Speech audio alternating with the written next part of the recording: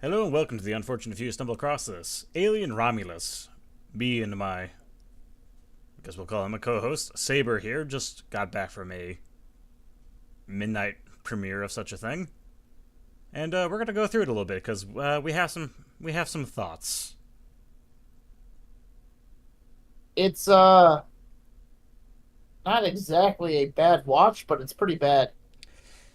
Oh, it's, we'll get into some more controversial takes as by the end of it, I'm sure. Well, to start with, we'll go with positives. It looks really good, It looks pretty good, and except the for acting is pretty good. yeah. The acting's, I would say, very good across the board. Yeah, the acting's yeah, I'd say very good. It's fine. Yeah, the acting is really good across the board. There's one performance I don't really get the kind of half-ass explain. Um, but it's weird. Yeah. It looks good. It sounds good. It looks It's good. It sounds good. It's well acted. yeah, and that's unfortunately where the praise ends. There's a lot of contrivance and plot armor in this show, and a lot of characters not doing things that would solve the problems they have, which is sort of a side effect of it being in a sci-fi setting. Well, we'll just kind of hopefully this won't be as long as the Jurassic World video, but we'll kind of just quickly go through it and Break it down, break it scene by down. scene. It starts off with a Weyland-Yutani ship grabbing an alien cocoon that's just floating in space. We're later told that this was, in fact, the alien from the Nostromo. Or you see the It Nostromo actually, destroy the background, so that makes sense. yeah, you see the Nostambo destroyed before they find the cocoon.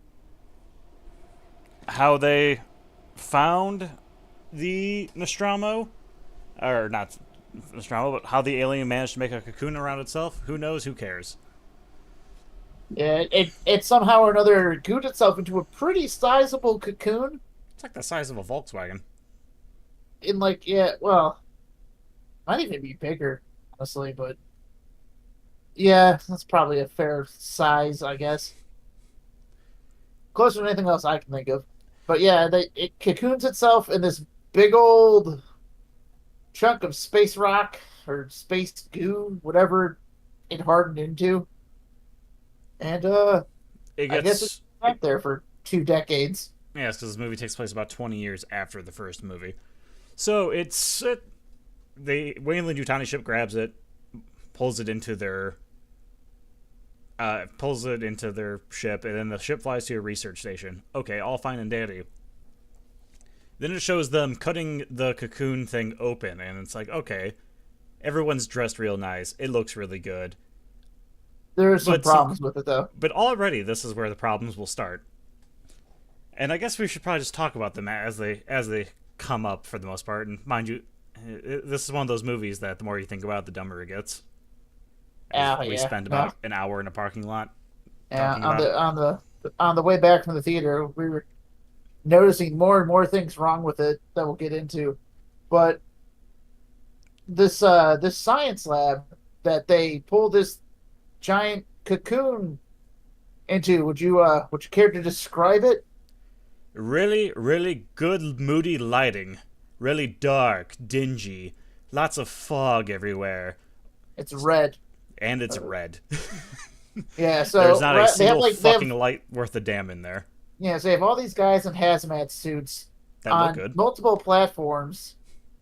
It does look good, but why they don't have proper lighting in this room, I have no idea. And then they take the cocoon, They chop it in half they vertically, put or a shower curtain horizontally. around it, and then they start up a laser and start to cut it open. And then once they cut it all the way open, they take the bottom half of it out of the room and then leave the top half just on the crane for some reason. Nobody looks at the top half of this rock, which is probably how the aliens got out because it shows An alien like in an it. indent of an alien Yeah, in it it. shows the indent in it. But so then we skip. skip some time. Now we're to the planet. We're here to find out about our main characters, and we got girl whose name I can't remember. I'm Yeah, terrible with names, in yeah. both media and in real life. Well, So we're just gonna cut out the middleman and call her totally not Ripley. yeah, so totally not Ripley has her. She's wakes up. She's in her apartment. This Wayland Yutani colony that it tells you it only has a population of about 2,000 people. It goes on further than the horizon. Not quite sure how that one works. And she's a Maybe farmer. the number was higher. I could have sworn it said 2,000. It might have said 20,000. Yeah, Regardless. maybe. Either way, If there's it's a 20,000, massive that makes city. makes less sense considering what we find out in Aliens, where most of these colonies are supposed to only have about 200 200 people. or about 200 people. Yeah, it's like 50 families. And so that's an issue. But she goes around. She goes to exploring the town. She goes to her job. She's trying to get transferred to somewhere else. And this whole point of this is to let you know that Wayland Yutani might be evil. Yeah, pretty much. She finished off her work quota, and apparently you have a work quota, and once you finish your quota, you can request a transfer off world so you can go somewhere else. Uh, but despite having done that, the lady at the desk just reassigns her to another giant work quota in the mine, which means she's going to be working in the For mine another 5 to 6 years. for another 5 to 6 years. Mind you, she was a farmer at first, so going from farmer to miner, at, questions arise. And they have basically what's happening is like apparently Wayland Yutani never invest in like ventilators or breath masks or fucking robots, which they have a lot of synthetics Yeah, so it's to just work in the mines. They have people do it still for some reason. yeah, so it's basically just a giant thing to let you know Wayland Yutani is still evil, and Yeah, she has her a friend, a black guy with her, very good actor, and he's a and his little name is odd, Andy. and his name is Andy. Andy is one of the two best characters in this movie. Sort of. He's definitely probably the best actor in this movie, or second best, based on how you want to go. But I would say best. for some odd reason, they decided to make him a I don't really know a good way to put this. An autistic an autistic android. It's a little odd. We'll just say he's a bit funny for now.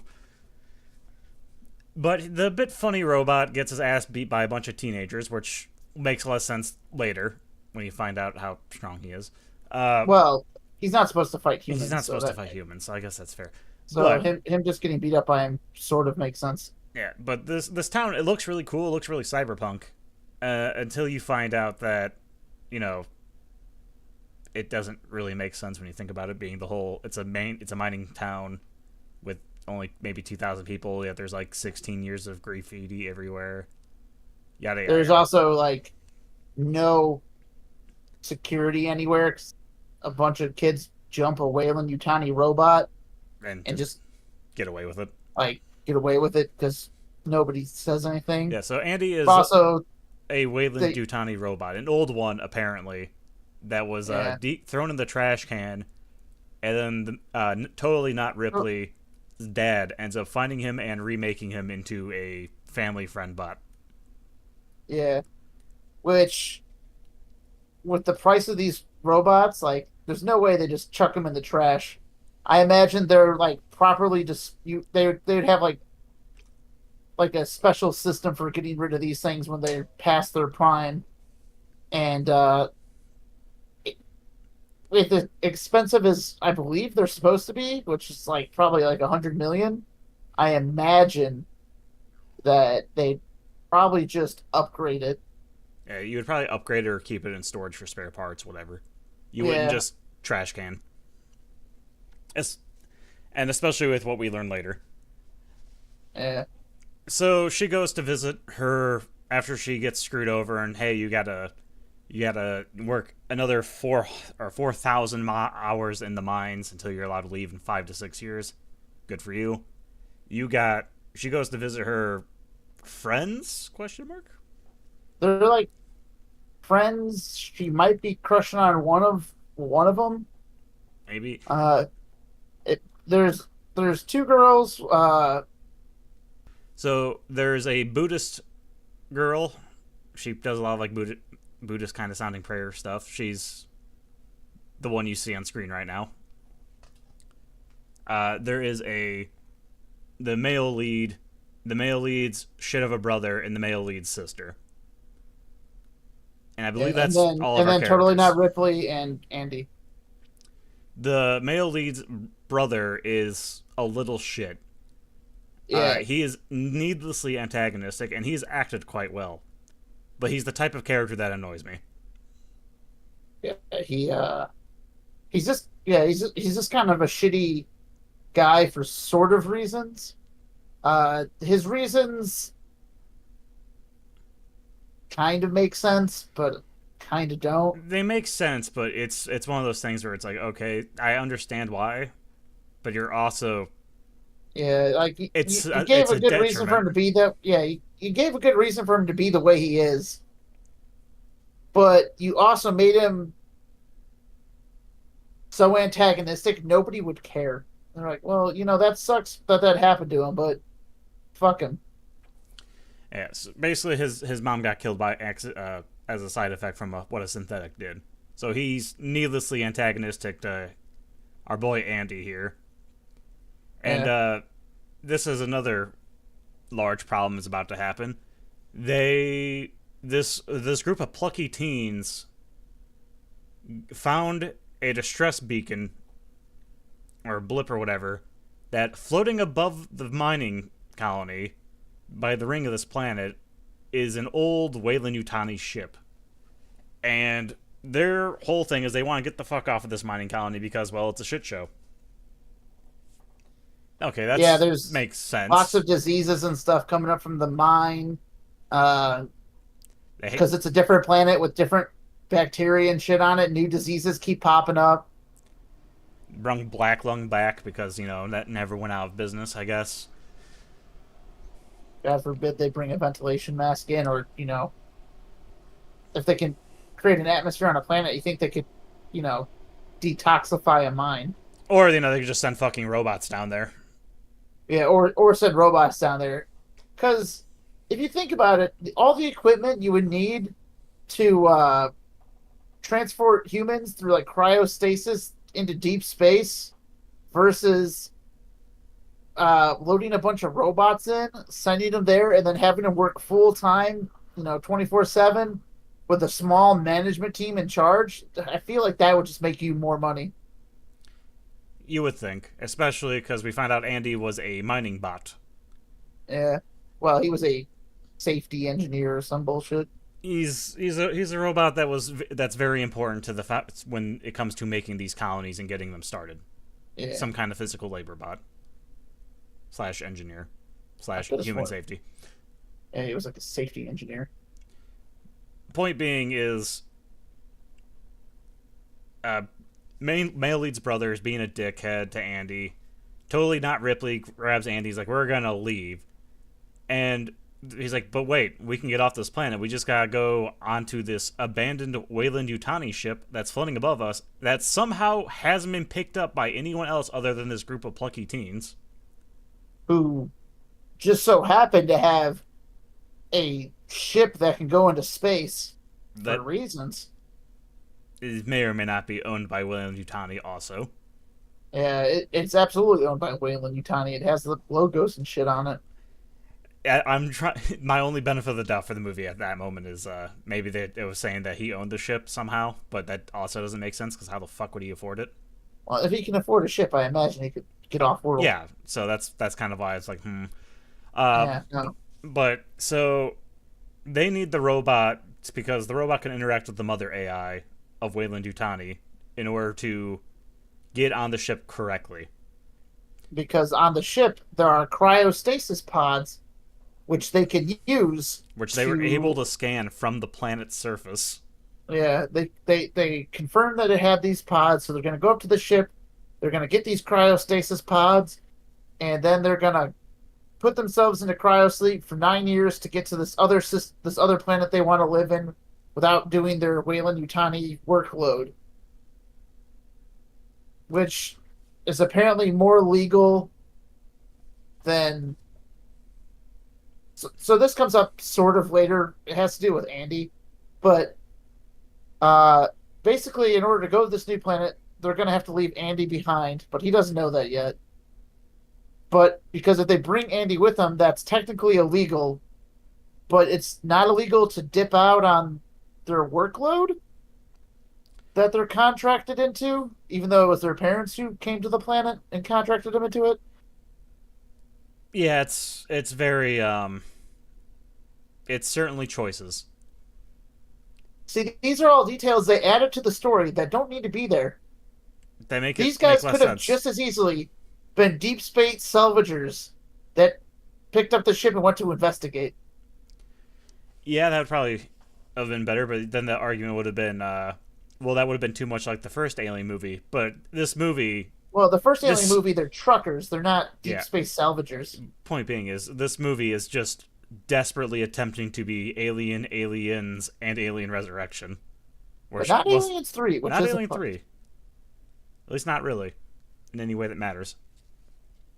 They do have to have a callback to it. Except for one little Jesus moment.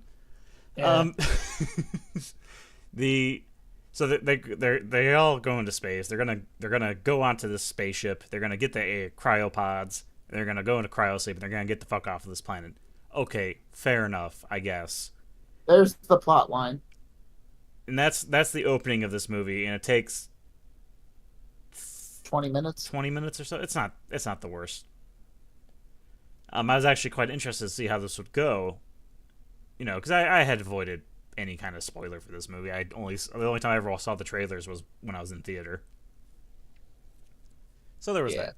They go to space, and wait, that's not a spaceship. That's a space station. Oh, Oh and my the pull is too god. bad. Yes, and the pull from the gravitational pull of the planet is ever so slowly pulling it into the ice ring that surrounds the planet. So it has about 36 hours until it explodes. Yeah, it's because it's going to collide into the ice ring and pop. So there's a ticking clock to get these things out, but the guy in charge goes, "Don't worry.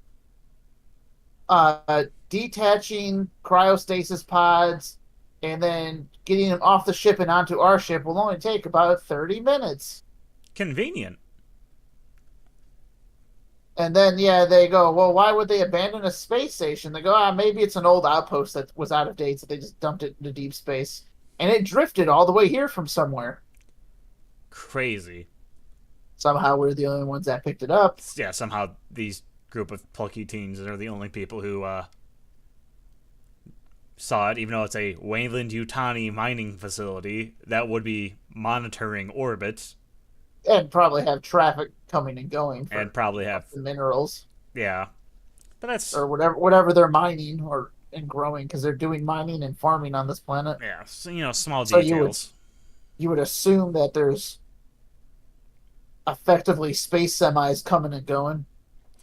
Details. Those kinds of details that you don't need to worry about. They add depth to the movie. Unfortunately, they also add questions. Yeah, which is why it would have been better if they were just deep space salvagers. Yes. So they pull up to the space station, and the first port they're going into has an interesting note on it. Underneath where they enter, it is written on the outside of the space station, "Synthetics only." This means nothing. Yeah. So it says synthetics only, and when they pull up, they go, "Oh man, we scanned the ship and it's cold inside. So we're going to put on these suits for this particular part to go inside, and the air, there's oxygen inside, but it's too thin to breathe, so we'll need like rebreather things." And it's the main guy, his younger brother, The prick brother and and Andy. Everyone else is staying on the ship. Also, because we need character development, main male lead sister is pregnant. Yes. This is very important for later. Yes. This is a big thing later. And then so like this is where another problem happens. This port apparently doesn't have any hallways connected to it. It has like a thin ventilation shaft It's a thin that's very ventilation. tiny, Yeah, and they Isaac have to Clarke like wouldn't fit through it. they have to like army crawl through it, like down, head in the dirt, kind of crawl through this tiny little vent system to get into the ship, and it just doesn't make sense because like the synthetics are human shaped. Why wouldn't they have a walkway? Or, Sure, they can crawl. as we later find out, the hatch to the hangar door is already open. They could have just flown around. Yeah, there's also that the hangar door hatch is also open already, and they could just fly around. But But no, yeah, so they land at this random ventilation port thing that they have for some reason, and they get out and they all army crawl into this other hangar. So or they crawl in through the hangar, and then while they're crawling through the weird tiny vent tunnel thing, gravity keeps going on and off and because it's they're making the one. purging gravity. It's making the brother. It's making his tummy upset. Yeah, because basically it's purging. It's flux. It's basically it is purging and re-establishing gravity to keep the ship from hitting the rings. But not very well, apparently. Yeah, but not very well. And it's doing Um, this about, I want to it's like say, one. every couple minutes. I don't know what the movie was Yeah, trying to say. It was less time or more time, but it was happening about every 2.5 to 3 minutes on screen time. yeah. Screen time. It looks like it was maybe like 2 minutes, but it could be more, maybe like 10. But it's not super consistent about it. Either It's way, strange. they take this tiny army crawl tunnel to a hangar bay, not really a hangar bay, like a storage room thing that has a window that you can look out into space in, and just so happens to have the cryopods. Yeah, it takes it right next to the emergency escape cryopods because they're the same Yeah, thing. yeah. So they're like cryopods that you can eject into space, which I So, guess is how they knew they would get them out real fast. yeah, because, you Uh, were able to scan that from the planet. yeah, because like God forbid the cryopods are attached to a bedroom or something, you know. And could you imagine they are like the center of the ship, like the Nostromo or something? Jesus. Yeah, but no, these ones are like escape pods in the shape of a W for Wayland Utani. For Wayland Dutani. So, And so yeah, they go up to him and they go, "Hey, this is great. There's enough pods for all of us. Yippee ki yay!" yeah, and And then then they open Andy's them like, up and they okay, come. I'm gonna shove my finger in the thing. And then there's a weird, haha, you're not a virgin joke. By the way, here's a high five. Fuck you. Too slow. Moving on. It's Yeah, that's the little dipshit guy. That's the little brother. He's a dipshit. He's not. Yeah, He's very well acted, but he's annoying. but yeah, so they go to the W. They go to the big W of Well, first, cryopod. first Andy turns on all of the power from this room. Oh yeah. Probably should go into that. So, because he's a Wayland Yutani bot, he can access Mother, the AI of these ships. And when he does, he turns on all of the power. The ship's all of its lights come on. The gravity state is functioning now. All this good stuff. Yeah, They don't bother to fix the 36-hour crashing though. yeah, no. So they get the power working and everything set up to where they can, get the pods out because apparently they eject. Um, They go and check the power of the pods, but they don't have enough cryo fuel in order to they have stay 3 years very worth, long. not 9. Yeah, So they have to go find cryo fuel. And at this point, they go, "Oh no! Now we have to search the ship. What should we do? Should we well, A let's search the space go station, but go? Yeah. Should we search the space station? Should they A go to the control room and establish a safe orbit so they don't crash into the ring, or B just go straight for where the cryo storage is and get that fuel?" Well, they don't fix the orbit. they go straight to column B. And as they're going around, a little broken speaker goes, "This is the Romulus station," and talks a little for like it doesn't tell the whole story of Romulus. Basically, you find out half the station is Romulus, the other one is the other wolf that founded Rome, and Yeah, or is it Remus? I want to say it's Yeah, Remus and it's like Romulus. Romulus and Remus. Yeah, so the space station is Romulus and Remus. Romulus is the sciencey part, I guess. And then the other part is something else. It's insignificant. It doesn't matter. So as they're going that, there's the old painting in the hallway because obviously you would spend the money to put a poster up. Which, to be fair, a company would. Yeah, and it's a pretentious science. Yeah, it's a pretentious science lab. Yeah, so I Strangely can see enough, them putting. there's no. I mean, there's a lot of mess everywhere in terms of like flipped over boxes and papers and clipboards and shit, but there's no bodies, there's no goop, there's no blood or any real damagey looking areas. Yeah, A little strange, considering what is to come. Then yeah, they circle it. They find the cryo lab, and Andy, main male lead, and his brother struggle to open up the door until Andy sticks his finger in it, and then it opens anyway. yep. Because they didn't have Or him do no, that first.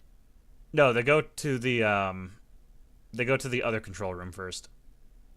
For Well, they go to like a side lab thing after they walk yeah, around because Romulus. they have to have the Jesus moment. Yeah, because they're scanning for where the cryofuel is because their scanner can do that. So they're going to find where the cryofuel is. They end up in like a lab on the side that has a cryo storage area in it, and they're being the one guy's being a dick to Andy, and Andy suddenly reaches out and grabs him because he was about to fall into a big old hole. None of these dipshits saw this hole when they were walking in the That room. has lights Well, inside of it glowing out of it. yeah. So, well, to be fair, Andy saw it, so he's Andy not saw it. he's not a dipshit. The other two are. Well, that's because Andy's the best character.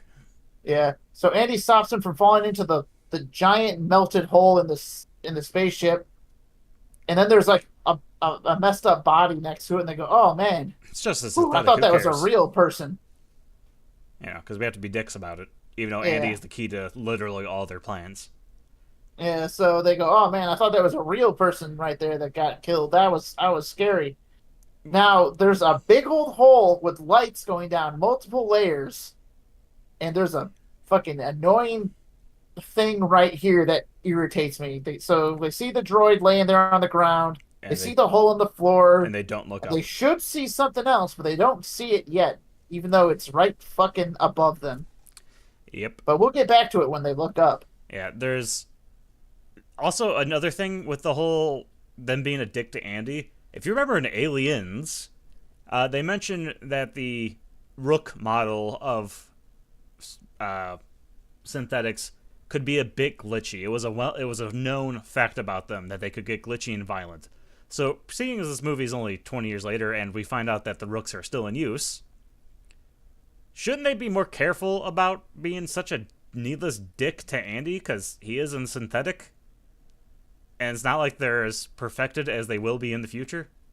So there should still be the threat, at least to them, that he could just freak the fuck out and murder him. Well, yeah, especially when you see how strong he is later. Although his strength is, Inconsistent. yeah, like Superman levels of inconsistent. Yeah. But either way, they make fun of the corpse and make fun of Andy, and then Dickhead finds a taser and threatens to kill Andy with it. And then tells Andy that, by the way, you're gonna get left behind. Fuck you, nerd. Yeah. And he's like, well, if that's what's best for Totally Not Ripley, that's fine. Yeah, because Andy's a cool guy. And even though they're illegally dipping out on their contracts, and the reason they're not bringing him with is because it would be illegal to bring him with. Well, the other plan, I think they said don't allow synthetics. Which Oh, you could hide that, so especially since they have a synthetic with the tism. yeah, especially with Even that. though so it's not bad that it's not bad having the tism. That's the thing that happens, and that's fine. It's just weird to give it to a robot. It reminds me of the stupid Predator movie where predators are there to obtain the powers of autism. It doesn't. I don't think it fits. It is a little It, goofy. if it was more like he was glitching, I'd be okay with it. But it's not. Andy tells bad He dad has like jokes movie throughout all of autism. this, by the way. It's great. Yeah. But yeah, his total because movie autism's a lot different than real autism. That's probably why it bothers me. Oh, probably. But So now they're going to the cryo lab, and they're yeah, so this room is connected to the cryo lab, and it has a weird door that only opens on one side, about a or third of the it's way. jammed. I'm not sure. It's strange. Yeah, because it's like it leads into a red room with moody red lighting because apparently that was standard procedure for this lab. It was Vogue that you. And the door is like on an angle, but only the bottom chunk of it open, so they have to like duck to crawl in. Not like crawl, but they have to duck down to walk into the room, which is another strange choice. Like I said, the door might actually open more, and it's just jammed. It might be, but it doesn't really say one way or the other, and it's Yeah, and none of the other strange. doors are jammed. Yeah, so it's why would this one be jammed? Also, this room is flooded for whatever reason, but everything's Yeah, this frozen. It's very cold in here. yeah, it's super cold in this room, but there's water up to sometimes their knees and sometimes their ankles. Yeah, it's a little weird. It's it's, So it's very Andy inconsistent. Andy walks in here. Male lead walks in here, or my bad. Male lead walks in with his brother first, and they're dicking with the cryo pot fuel to get it out. Okay, And then fine. and then Andy walks And in. then Andy walks in because he's seen weird. He sees some shiny in the corner, so he's just exploring the room. When Male lead's brother pulls out the cryotube, it shoots liquid nitrogen onto his finger, and it looks like it freezes over instantly. This does not come up later.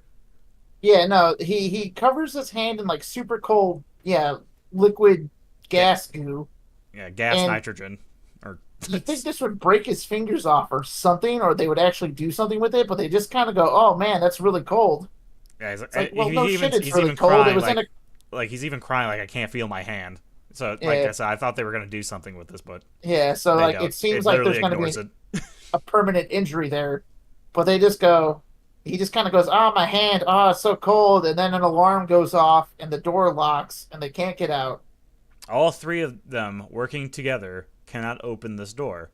Yes, That's a little strange, But I guess you could argue and it has big servos on it. It's a sliding door. Now uh, this is where I won't say I was laughing. I was just shocked. This cryo lab, it has a Five Nights at Freddy's feature where it does the opposite of what it's intended to do if the power goes off. So it yeah. starts heating up in record time. It goes from really cold, freezing even, to like 90 degrees in the span of about 5 Yeah, minutes. basically, after they get locked in there, they tell Andy to unlock the door. He hits the thing and it sets off an alarm because he doesn't have the right clearance. But there's like a little gap that he can kind of reach his hand through, but They can't he open it. can't open the door because the door didn't like fully shut. Because like I said, I think it might be jammed. But yeah, so there's There's a lot a of little glass on this hole. door, by the way. Yeah, there's a lot of glass on this door. There's a little hole. They can't get out. So, uh, the two girls on the ship decide. Two out of the three girls on the ship decide they're gonna come help these Yeah, guys. the Buddhist and not Ripley. Yeah, Buddhist and totally not Ripley decide they're gonna go onto the ship and help those guys get out of there. So they immediately tell them that they don't have a plan and they're just gonna go there. The pregnant girl is napping, so they're going onto the ship. And it cuts so they don't have to crawl through. Yeah, Or my bad. it cut. They actually, my bad. That's not true. They they caught the cryopods because those were already ejected. Yeah, So that yeah. was on the ship. So yeah, they they So they they just go eject the to a hallway cryopods and that they catch it, and then they dock in the other hangar that was just open. yeah, where they could have just gone to begin with instead of having to do with the stupid crawly thing. Yeah, So they rush there. They're there within like less than a few. Well, like I said, less than 5 minutes, maybe at yeah. They most. get there. The thing's gone from like -70 to like negative, I Or think 15 or 16 by the time they get there. yeah, and then they go to Because the like you said, it has the nice safety feature of the cryo lab heats up when the coolant is taken out. It doesn't just stay cold in the room; it just rapidly heats up. just rapidly heats up. It's Five Nights at Freddy's power door, man. Yeah. Except for it's if you take the coolant out, the Yeah. lab heats up super fast for Yeah. some It reason. does the opposite of its intended feature. The second it runs out of power, it makes perfect But sense. yeah, they get the fuel they need for the cryopod, so now they have the 9 years worth of fuel they need, so they can all Well, sleep no, on you're their. missing. You're missing a scene. First, they have to go Well, to the room. The two girls go to the room first, and she's trying to because she has to give Andy access, and there's the dead synthetic in there. So, well, yeah, well, yeah, we'll yeah. try No, that. they get the stuff out before that happens. No, they don't. Because she has to get the cryopod, get the uh, ID, the rank Well, level from the bot to pass it to Andy through the door. Then they go all back to right. that room in a second. They literally stop there. There's a jump scare with the half melted synthetic. Yeah, so the half melted synthetic on the ground while they're trying to get its chip out, like jump scare is totally not Ripley. And then they grab it because for some odd reason it doesn't just crush her hand, because it grabs her, and then they pull the chip out and it turns off. And then they take the chip and they give it to Andy. He puts it in, and then he's basically stun locked while he's updating. He is rebooting as updates. Yeah, And as this happens, a bunch of facehuggers start thawing out completely. yeah, and then they get the fuel out in that scene. Then I guess. Yeah, and then they have all the fuel out, and then they start getting attacked by facehuggers. Yeah, because Okay, they have it in their backpacks. yeah, and okay, this is all Or cool. Dipshit has it in his backpack, and male lead uh Doesn't. is there with him Oh, trying to fight the yeah, face huggers. I think he has the frost gun. I forgot to No, mention the frost gun. he doesn't have the frost gun. He has the taser No. because he uses it like a baseball bat. Oh, yeah, maybe. They get the taser in the next room. You mean frost gun in the next room? Oh yeah, the frost. Well, they got the taser out of that room too, but yeah, there's also a frost gun in there. So, male lead quite happy, or as they're being attacked by He's face not huggers. happy. They're not happy. Pretty intense, good scene. Ignoring the silliness of the cryo room heats the fuck up like an oven. Yeah, so Uh, like they the notice scene something itself is moving around good. in the water, and he's like, "What the fuck? There's something in the water," which would be kind of horrifying in a flooded room on a space station that's been abandoned. Yeah, Um, but as he says that, facehuggers start jumping at him. One almost slips a little bit of facehugger tentacle into his mouth, but he manages to block it and throw it down, and then another one. male lead has one that's really on him. It's not fully there yet, and his and dipshit tases the face hugger, which mind you, Yeah, everything in this room is now wet. So yeah, it so shocks his brother and knocks him right out, and he falls into the water, yeah, he falls into the water, which is no longer conveniently knee deep. ankle deep. It's now like ankle deep. And he falls onto his back, and he's just floating there with his head above the water. The facehuggers don't bother him for some reason because he's unconscious. Yeah, and then And then dipshit starts fighting facehuggers, and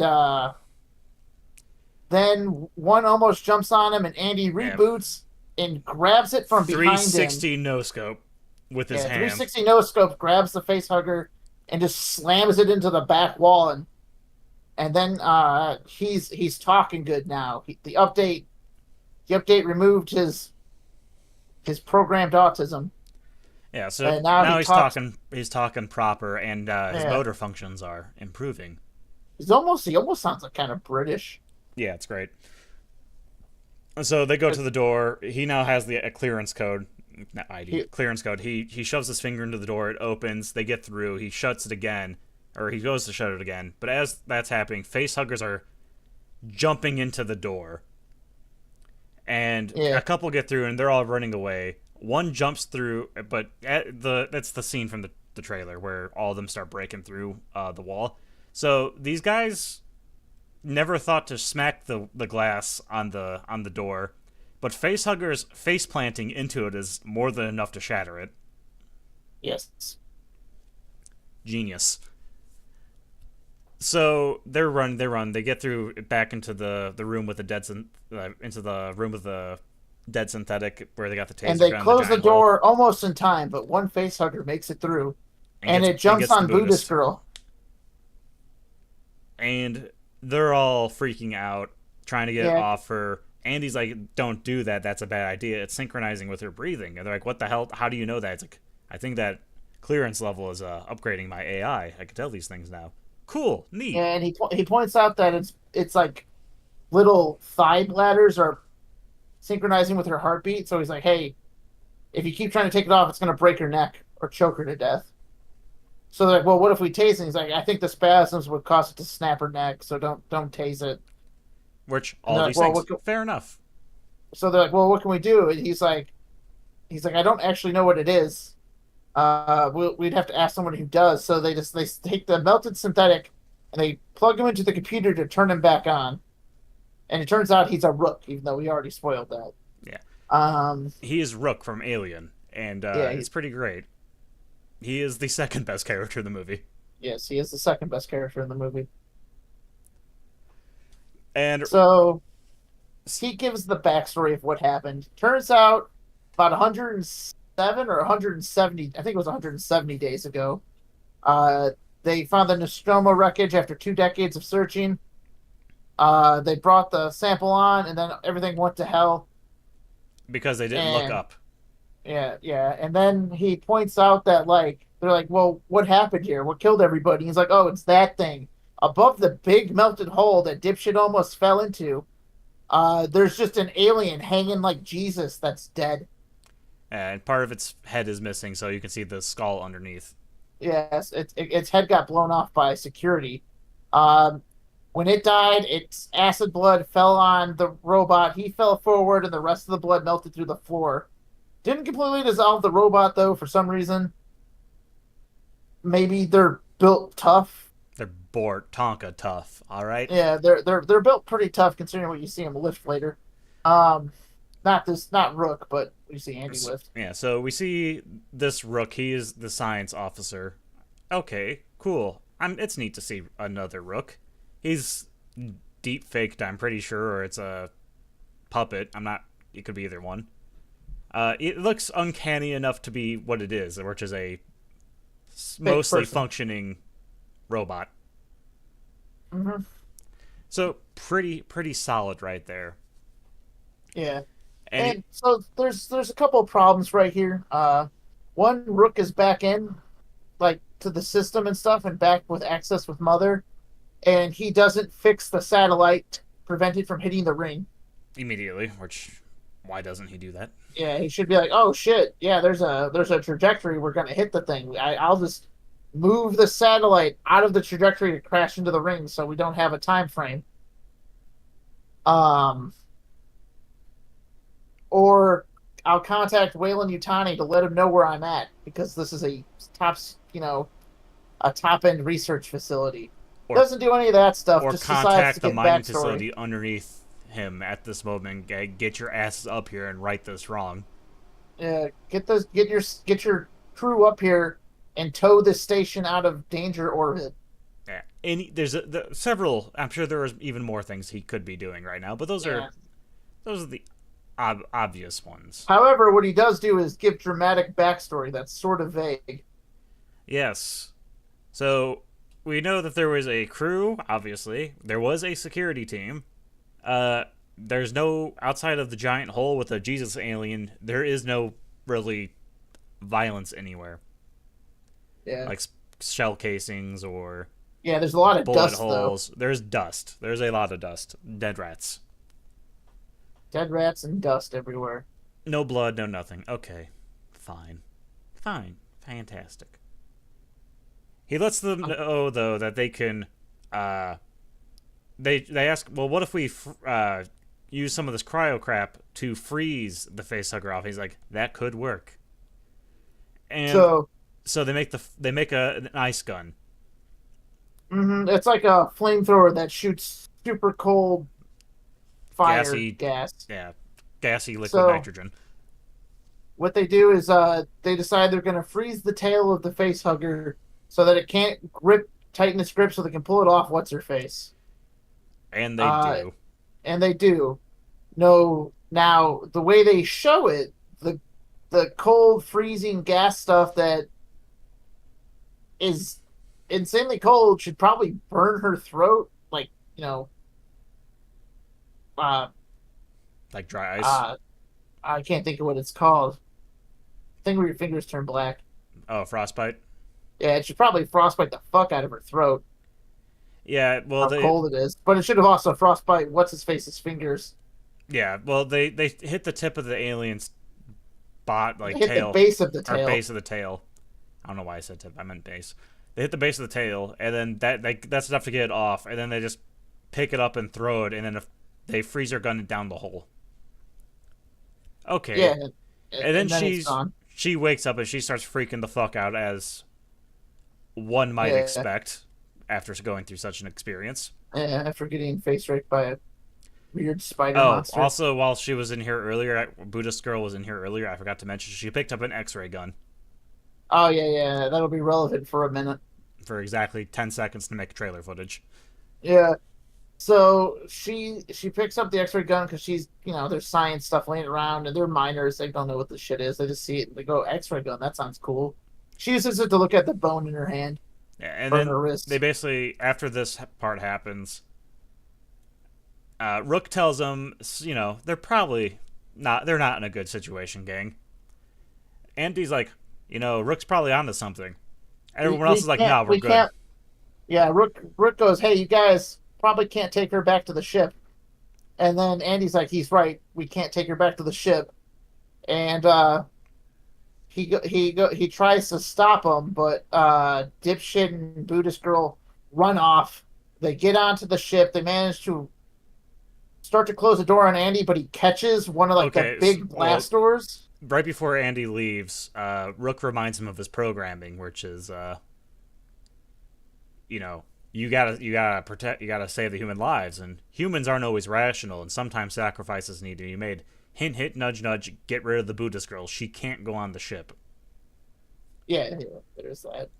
So that's what causes Andy to storm off after them. And while he's doing this, his speaking is getting better. He's moving more fluidly, so on and so forth. Yeah, so these two take off, and he goes. He tells him, he's like, listen, I'm. He tells totally not Ripley, he's like, hey, listen, you're gonna see me as an adult from now on, or something like that. And then he chases after him. Yeah, I refuse to be a burden or something. And Yeah, he catches one of these massive airlock doors with his bare robot hands and just fucking pries it open. yeah, he's like prying it open, and the dipshit's like, "Oh shit!" So he runs in and closes the door to the hangar, and then they detach the ship, and he's not in outer space, but he's in the airlock still, and he's like, "Oh damn, they got away."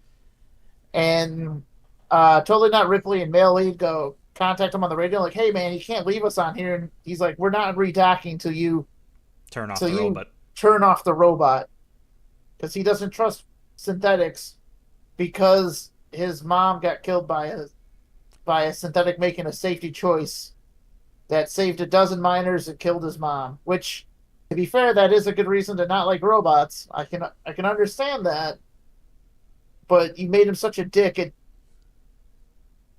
You're not really. I don't think most people would care by the time it comes up. There's, yeah, fuck you. I want you to die. Yeah, it's the unfortunate nature of the movie going experience. Yeah. There are So tropes that will automatically make an audience hate a character, and he has about 12 of them. yeah. So while he's like talking to them on the radio, Buddhist girl goes up to the cockpit, and uh, pregnant girl comes in there, and she's like, "Wait, what happened?" And he goes, and she goes, "I don't know. The robot went berserk, and uh, we had to get away from him. Blah blah blah blah."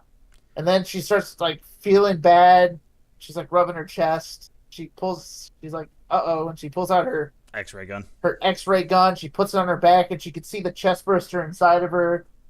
And then she's like telling the other girl, she's like, "I don't want to die." Blah blah blah blah. And And while as the this is thing going on, starts, Dipshit is using his car keys in order to lock the cargo door yeah, with like house keys. yeah, they're like, yeah, house keys. It is strange to say the least. Yeah, so he locks the airlock door Yeah, the with his airlock to house the keys, yeah with his house keys. and uh And while he does that, and he's talking to the other two, um, she starts convulsing, and she like randomly kicks one of the levers on the ship, which causes it to start spinning like not really spinning, but starts like boosting sideways.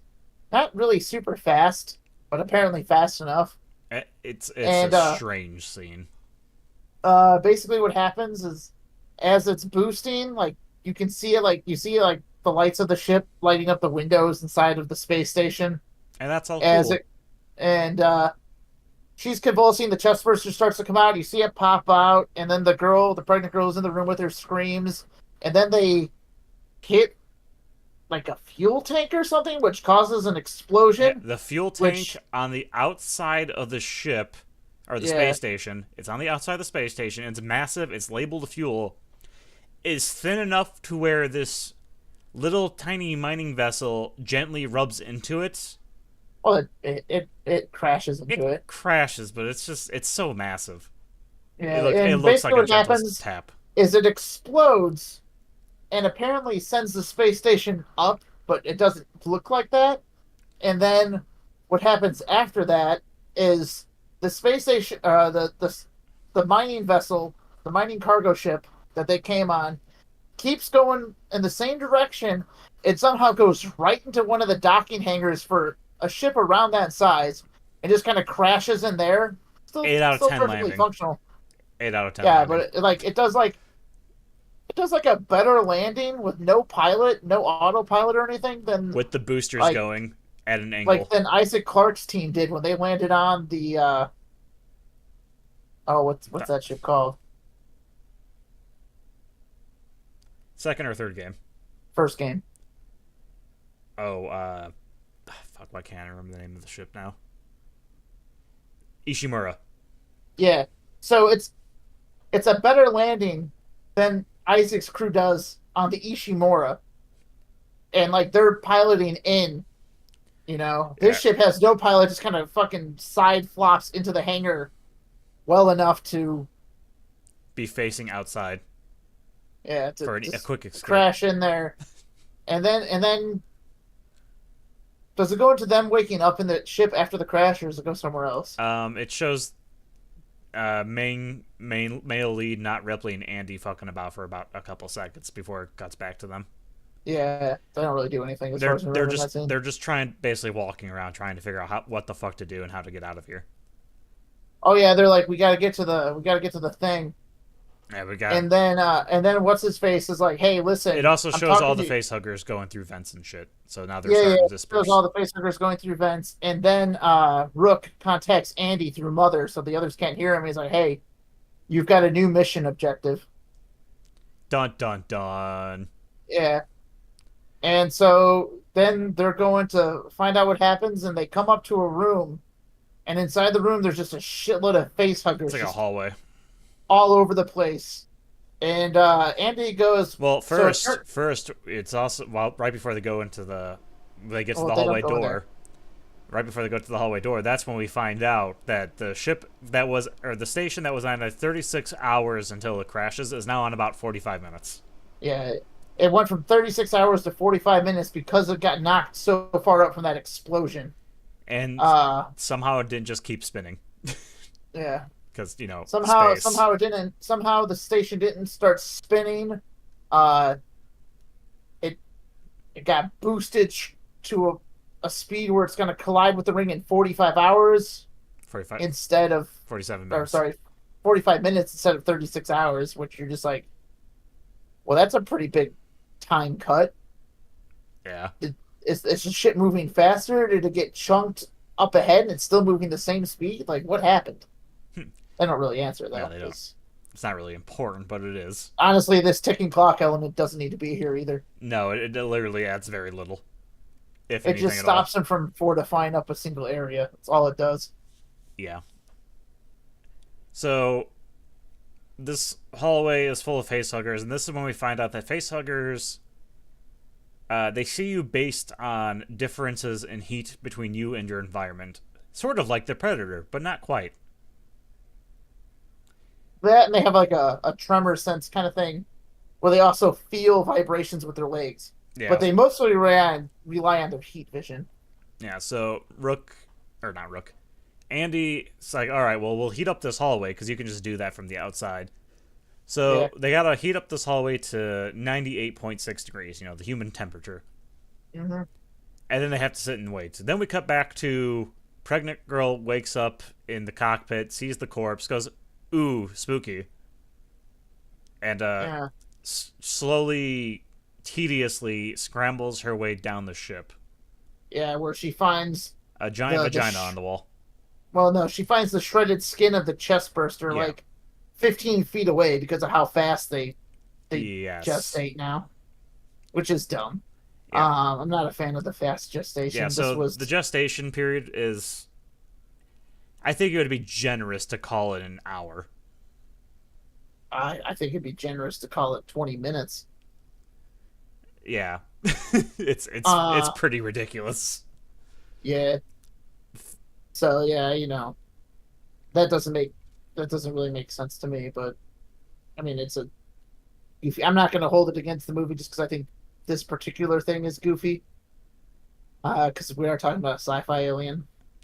It's I just don't it's think it, just I weird don't think it. comparing it to Alien because this movie is, we haven't really been mentioning it, but there's a lot of scenes that are just ripped from Alien. Yeah, there's a lot of, hey, remember Alien, Aliens, and Alien Resurrection? They're all pretty cool, huh? Huh? I'm making a cool movie. Yeah, so And yeah, it's just strange considering in though Alien and Aliens and hell even Alien 3, the gestation period is quite a bit, yeah, and this it's literally like 20 minutes, 20 yeah. minutes to Like an hour, it's basically the same gestation period they had in AVP. If you've seen those travesties, or the Colonial Marines game where yeah, the one guy blows himself up on the bridge. yeah, He had it on him. Yeah, new alien in this movie, facehugger shoves a tentacle down your throat, and then in about an hour there's an egg in there, or a few minutes there's an egg in your chest, and then a few minutes after, about an hour after that, chest burster. Makes perfect sense. well, it's not even an hour. I think from like the time the thing got into her throat till it burst out was, like I said, maybe 20 minutes. It was maybe 20 minutes of screen time, but I'm willing to give them the benefit of the doubt it was an hour in universe. I think that's I'm not. far too generous, honestly, but It's like 5 minutes of screen time before it pops out, which I don't know. Either way, moving on. yeah. So she finds the snake skin Yeah, from the chest chest burster, and then burster she goes down the ladder, and she finds like a weird pulsating sac that kind of looks like a vagina on the wall with ribs. that's dripping. That's dripping. And she's like looking at it, and then she gets grabbed from behind, and it turns out it's Dickhead. And And Dickhead's he like, like tells, shh. and he tells her to be, he like tells her to shut up, be quiet, so she can sneak past it. So she sneaks past it to get to the airlock, and he starts to, but then for some odd reason, he takes his big old two-handed taser stick he got from the lab, and he shoves it into the, He plugs it into the ship to power it up even further, and then shoves it into the sack. he rejuices it with the ship, and then he shoves it into like the weird pus, like flesh vagina sack on the wall. He just starts tasering it, and he just keeps shoving it in there, and you're hearing like noises and stuff. It And starts bleeding a little bit of its acid. yeah, it's bleeding its acid blood, which does not melt through the floor in this instance. Lucky. Yeah, very lucky considering what it does later. Yeah, and But this would be a problem later in the movie, but I'll get to it when that happens. Um, but yeah, it's he's sticking his taser stick into this vagina thing, and he's going to town, and then he like after you hear some like crunching noises and weird stuff, he pulls it out, and the tip of the taser is like melted off and is melting down, and then like what looks kind of like a stinger comes out of this pus sack on the wall, and he just sort of stares at it. it gets a little bit of a closer look. You gotta inspect it. Yeah, he just kind of stands there and stares at it, and then it stabs him in like the eye and knocks him down. Then he's on the ground, he's screaming, and acid's dripping on him from the sack he just stabbed with the taser, and he doesn't roll out of the way. Now he could be in shock because of uh the gash he just got to the face. I mean, he did lose an eye, I think. Yeah. But he does just sit there and lay underneath this thing. Is acid just keeps dripping on him and melting like his fingers off and his like arms and stuff, and he's screaming as he's getting the acid drips on him, and then he just kind of his heart like explodes. I think a big blob of it lands on his chest and just explodes his chest. Oh, that might have been what it was supposed to be. And then while that's happening, girl is smacking the door because she doesn't understand, even though she's lived on this ship or whatever, or next to it her whole life, doesn't know how to open it. Yeah, she doesn't know how. She doesn't know there's keys. Yeah, she doesn't know there's house keys. Yeah, she doesn't know there's house keys, and she doesn't know how to open the door. So she calls up the other people. But let's go back to what they were doing before they get her call. They're ever so carefully sneaking their way through this roof, very hot hallway. This very hot hallway filled with face huggers. And it's an impressive sight. Yes, and so while they're walking through the thing, one of the girls bumps into a corpse that's just hanging there with the top of its head Not Ripley taken out. bumps into a corpse. Yeah, that they didn't see. And it startles her, but she doesn't make too much noise, and they don't really alert the face huggers, although they kind of turn and, well, they don't have eyes, but they sort of like look in her direction. They're pointing their tails over there like they're listening for more noises. And then they keep walking a little bit further after the corpse bump, and then they get like a call on the radio that he has, and it's the dude's sister, and she's like, "Hey, I know I've lived on the ship my whole life, but I don't know how to open the door. There's a monster. Can you please help me?" And he's like, "There's a key. You need to get the key." He's talking in the room with all the face huggers. They got to be fucking quiet, and he didn't just immediately mute that thing like I would have.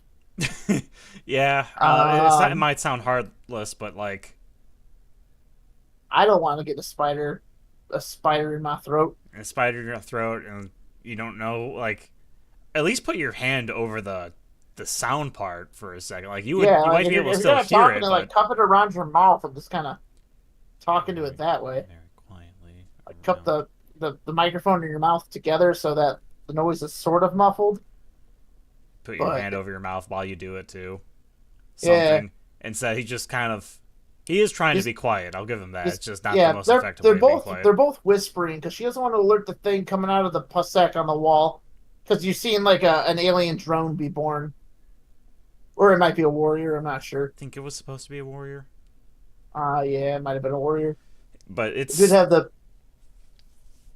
It's slowly popping up. It's slowly popping out very dramatically for cinematic effects. It's dramatically being born as she's trying to ask her brother how to open doors.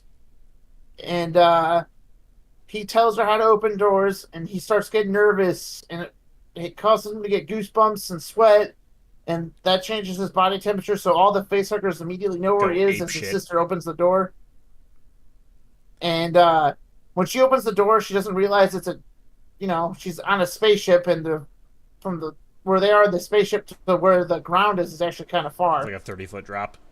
Yeah, so she falls like 30 foot, and it ends as Andy goes, "We gotta run," and then they all take off running down the hallway. So the brother hears the thump as she hears the scream, and then hears a thump from the microphone. That's when he gets goosebumps, and that's when Andy just goes, "Run," and then he just darts.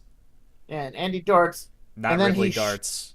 Yeah. And then brother darts. And then Andy gets through the blast door first, and he locks the blast door down, and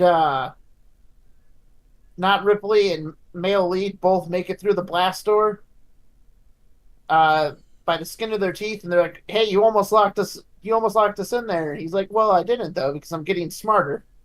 I calculated how fast you were going, so I knew this would work." And it's like, well, fair enough, it worked. I like you, Andy. I'll believe you. Yeah, and then unfortunately, that's not what they do. They're just kind of pissy about it. Yeah, they're kind of like, "Oh man, I don't like smart Andy.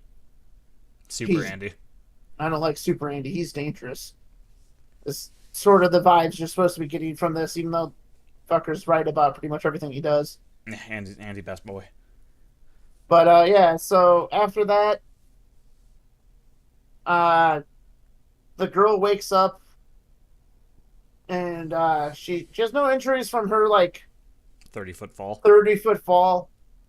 So there's a problem with this. There's a problem with this scene. They have to go in and out of this ship, right?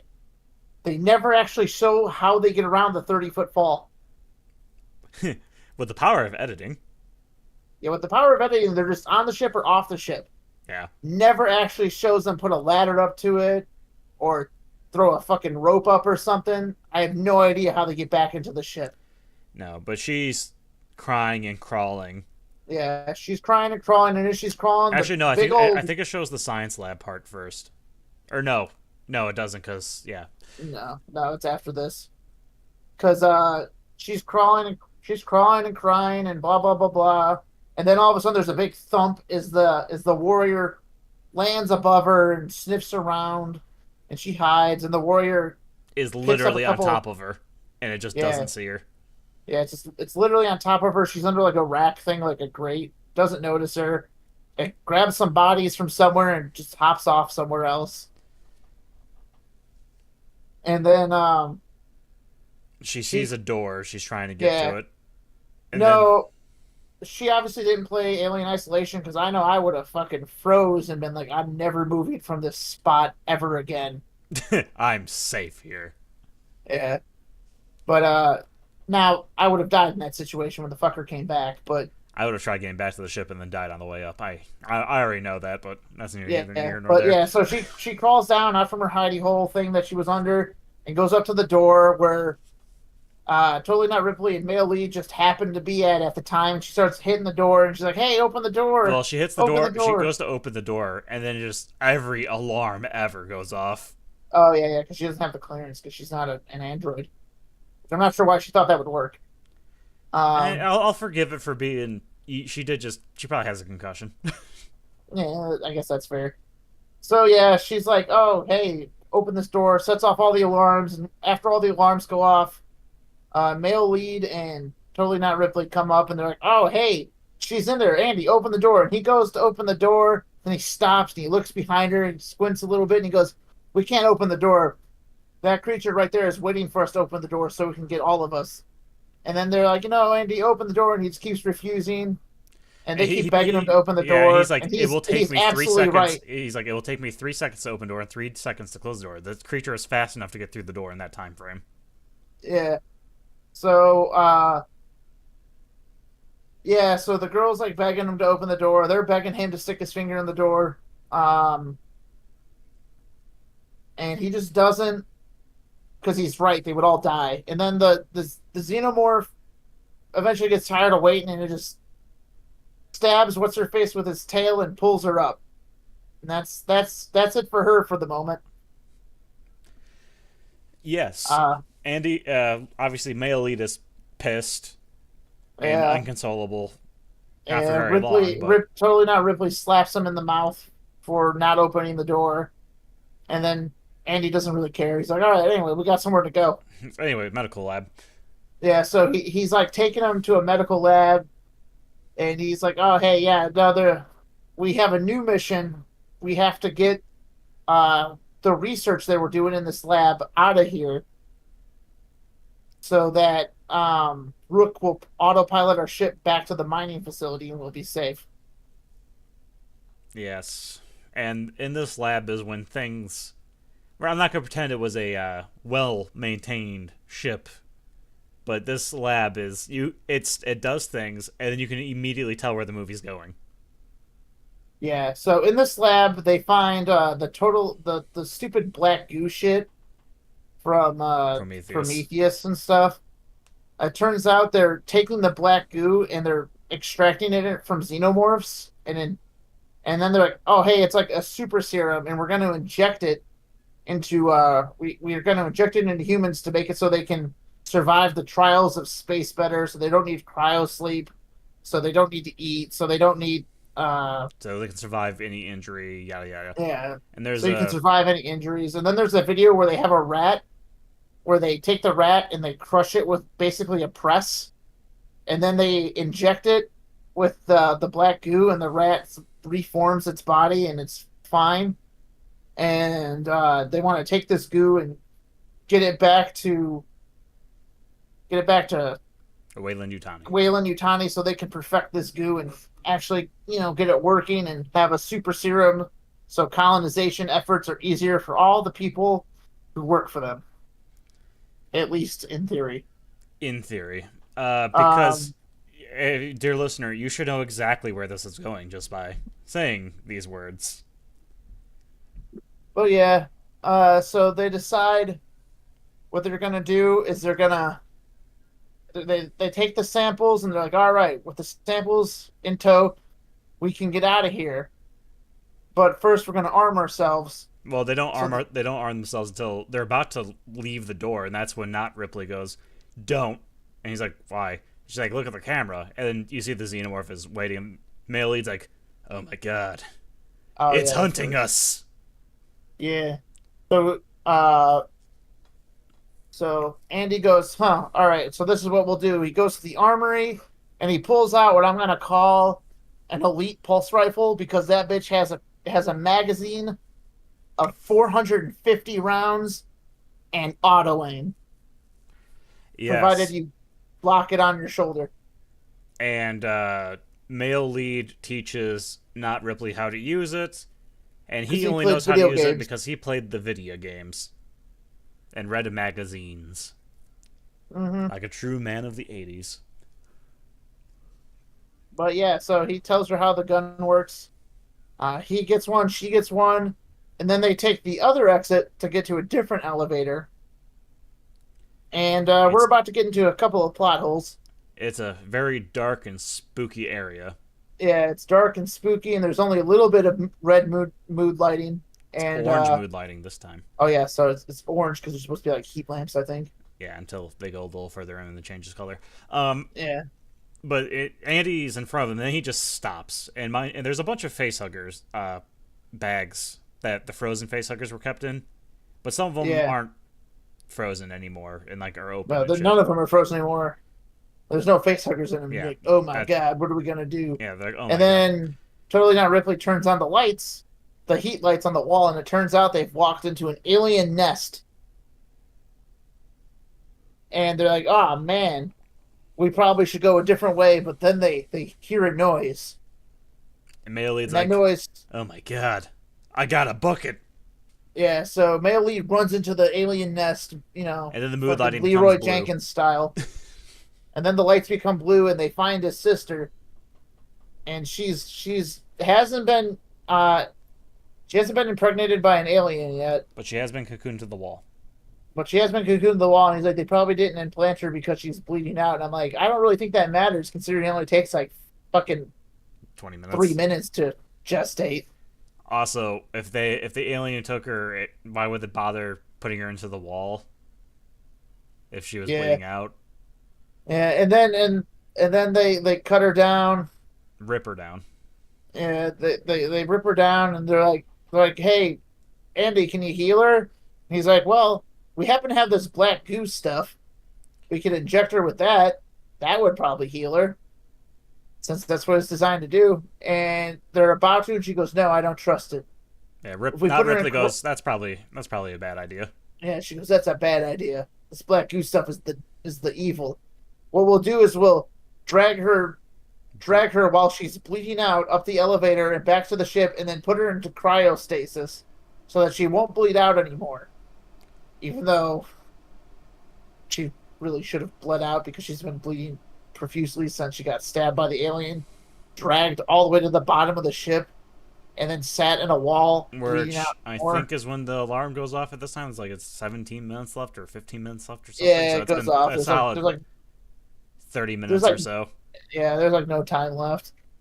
And she said she's been bleeding out for a while, so she probably should be dead considering she's been bleeding out for, yeah, like you said, 30 minutes. But they cut her down, and they're like, yeah, that's the plan. And then they go and they're opening up the big cargo elevator that's down there for some odd reason. And Well, as they're they go walking to to, it and then aliens pop out. oh yeah, and while they're going to it, the nest has all the scientists that they captured throughout the facility because this has a massive nest in it. And they're Like a on whole the bunch of people cocooned to the wall, and it turns out there's a whole bunch of warriors in here. We just didn't see any till now, which is very convenient considering they basically patrol around and hunt for the nest. yeah. Also, forgot to mention when they were given the elite pulse rifle plus DX.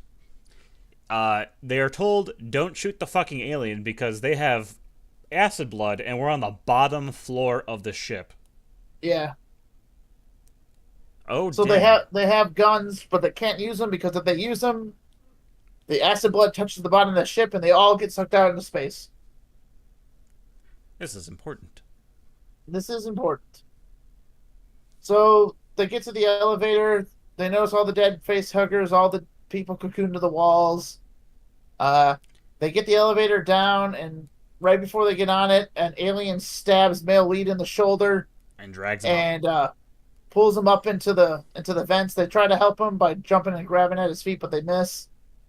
And he gets pulled up into the vents. Well, his body Where gets slammed into Andy, which causes him to start space manning on the floor because he's oh in the yeah yeah stasis thing. Which I don't know yeah why they would put a stasis field in front of the elevator and nowhere else. But here we yeah are. yeah I forgot about that. Yeah, so they knock Andy down to the stasis thing, and it causes him to have the tism like shakes on the ground, where she has to be reset. This happened earlier on the street when he got hit by the kids, where she was trying to get her off-world transfer. Yeah, this happened right at the beginning of the movie, so it's not new. It's just Yeah, he it's has like more a just glitch in his. yeah. Yeah, It's just odd that it happens the way it does. yeah, he has a glitch in his system apparently, where if he gets hit too hard, he has like a tantrum, and then you have to reset him to fix it. Um, but yeah, so he's like, male lead hits Andy. Andy falls over into the stasis thing and starts twitching out. Then male lead gets pulled up into the vents. And then he points his gun at I think he tries to point his gun at the aliens, or maybe he doesn't. He might hesitate because he knows it'll melt the floor.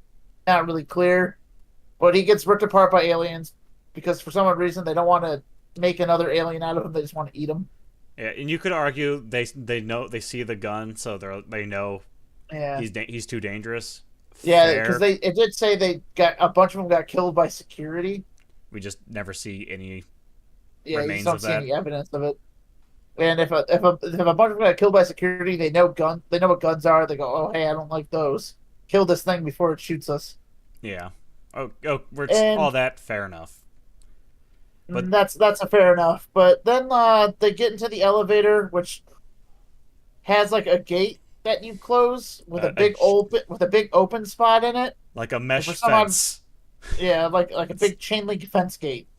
And the aliens really should know how to get through it, but they just don't. And then the elevator goes up and they leave Andy behind in the thing, seizing on the floor. And the aliens don't just destroy him, like they do to synthetics typically. Yeah, it shows an alien just And kind of standing over him menacingly as the elevator goes up, yeah, and then it's gone. and then it's just gone next time you see it. And then halfway up the elevator, Totally Not Ripley stops the elevator and she goes, "I can't leave him behind. Take these samples to the ship and get out of here." I'll be And right oh, behind you. I'll be right behind you. Get onto the ship and put yourself in cryostasis. And I'm sitting there, man. It's You're lucky she's even awake right now. This is your plan right here. Yeah, send her in the alien-infested ship by herself with no weapon Yeah, to and have her walk get onto. like 7 or 8 hallways, rooms away. Yeah, and you know there's a bunch of facehuggers up there because you idiots let them out. Yeah, there's a lot of facehuggers. There is probably a good couple dozen Yeah, just all over the ship. And as we yeah, see, but there's a nest, so there's also warriors running around and yeah, drones. but so despite the fact when she got onto the elevator, there was a bunch of facehuggers at the bottom and a bunch of warriors at the bottom and probably drones too. She goes, I'm just gonna get off the elevator and take the ladder all the way back down, which would probably take a while. It would, And luckily, when she gets back down to the bottom, there's no facehuggers and no aliens. good thing there's a time limit to this. This is very time sensitive, though you wouldn't know it. Yeah. Also, the other girl, uh, well, first off, totally not Ripley, gets down and she finds what's his Andy. face, Andy, and she resets him. But first, she takes out the upgrade chip they gave him, so he's no longer a science officer. And for some odd reason, this undoes the upgrade he got because, if you put an upgrade on a flash drive, then update your computer with that flash drive. If you take the flash drive out, the update goes away, Yeah, that's how it totally works. which is absolutely retarded. But yeah, she takes him, and then you know, he kind of reboots, and he's back to twitching and having his Speech his impediment. speech impediment again. Then he goes over to they go over to like a thing to go back into the lab, but they're denied entry because he doesn't have his upgrade. And Rook is like, "Hey man, I'm sorry you're gonna die, but you served the company well." He's like, okay. And so she's like, "Ah, fuck, what are we?" So she gets mad and she shoots at the monitor he's on. Luckily, the thing has 450 rounds, so it doesn't matter that she shot like 6 or 7 into the screen. Didn't break the screen, by the way. Very strong screens. Much Very, stronger than their very, floors. yeah, much stronger than their floors. And then they go, "Oh shit, the aliens are coming and we're gonna die." And the aliens are really slow walking at him, And but she's she like, can't tell me shoot him because dad it'll. jokes. Yeah, so they go over dad jokes for a minute, And they got a and chuckle. the aliens are slowly coming at him. Then it cuts to what's her face, and she gets on the ship, She stumbles into the and pilot chair. yeah, she stumbles in the pilot chair, and Rook tells her to turn on the autopilot so he can get her out of here, or the access pilot, or whatever it's called. And she She just kind of looks at him and just like leans back in the chair, and injects herself and with a thingy. he's like, "Hey, your friends are dead. Honor their sacrifice by turning the control of the ship over to me, and I'll get you home, and you'll be safe." And instead, she ejects herself with the EpiPen of black goo. Yeah, although we don't know that yet, No, it shows her do it. does it? Yeah. Yeah. So in order to prevent bleeding to death, she injects herself. I guess I don't recall seeing her do it, but I'm almost might have positive. been. But But it cuts back to and dad it cuts back to jokes. them doing like after their dad joke, and she goes, "Wait a minute." And she walks over to the door control thing, and there's luckily a thing to turn off gravity in here. So she What a turns off convenience. gravity, and she uses her massive magazine of ammunition to murder all the aliens at the moment. Because even though there's a lot more in here than come at her in this hallway, she blows them all apart with the gun. She was like 15 or away or She something. Yeah, she kills like 15 warriors, or it's more like 15 drones because they kind of explode easy. So she blows by like 15 drones and a bunch of face huggers, and now there's all this acid floating around and like these spirals from where the aliens are and chunks of alien. And it's very So pretty. so yeah, then her and Andy kind of zero G float through the giant maze of floating acid so they don't touch it and melt. And it's a pretty creative idea. I thought it was neat. Um Then they get to the elevator shaft. yeah. So by the time they're done fighting the aliens, her gun is at like 3% ammo. Which is sort of relevant because they're gonna shoot a lot more with it. Yes, a lot more than they. About as much as they have already shown. Yeah, so then they're crawling up the thing. Well, first, Andy goes first, and Andy just like super jumps up to the top. Yeah. And as she's going up, and after she closes the gate door, an alien grabs her by the leg. Oh And yeah, so that's what it was. she And shoots then it, and its arm acid explodes all over the gate door, and it's missing its arm. This alien does not appear later. yeah, no, despite her cutting its arm off with a pulse rifle and almost no ammo in the pulse rifle, uh yeah, you would think the alien that she blew the arm off of would be like the main alien antagonist that chases her around because like it She cut its hand off. It's out for maybe not revenge, but it's a signifier that would mark the alien, so we would know. Oh, hey, that's the one she shot its hand off. Yeah, like the net one from AVP or 6 or Yeah. whatever. But no. But yeah, she shoots its hand off. He gets to the top, so she starts making her way to the top as the gates are melting open, and all the aliens are starting to come through. And uh, oh, before they open the gate, he tried hitting the elevator. Um, However, Zero because of G, no because of elevator. zero G, the elevator doesn't work. So all that happens is it just unspools the cable because it's a cable elevator in the future. No, don't knock it. Don't knock what works. I guess. You know, why fix what's not broken? Yeah. Then so as they're calling up, aliens start coming, but the zero G finally. Does its cycle thing that we talked about earlier. So it cycles through and all the gravity turns back on for a second, which means the acid blood all splashes onto the floor and starts melting through the floor. But also, the massive horde of aliens coming up the walls, still coming up the walls, and the elevator that's no longer spooled in its spool falls down and crushes almost all the Well, aliens. first you see Andy's true feat of strength, and Yeah, this is why there's a lot of problems about Andy throughout the movie in retrospect. Because with one hand on the ladder, he one hand catches this elevator that's made to take massive amounts of cargo up the whole fucking ship. yeah, it's a massive cargo elevator, and he fucking one-handed holds it for a good few minutes. Yeah, while Not While Ripley the has alien, an epic fight, Scruffle run well, she away, doesn't really fight anything. She sits on the ladder, and they all creepily crawl closer to her. and then one's already close enough to grab her, but it doesn't do anything further than that because there's a facehugger crawling against the wall. Even though she Yeah. has a gun, and she's already killed 15 of them, so there's no reason why it No, shouldn't. she dropped the gun at this Right, point. right. She dropped the gun. Yeah, so the gun got when she got knocked up from the shooting the alien's hand off, she lost grip of the gun, and the gun got stuck in like a wire or something. And then she floated up higher past the gun, and then the aliens came up after her, which is why she was holding on to the ladder.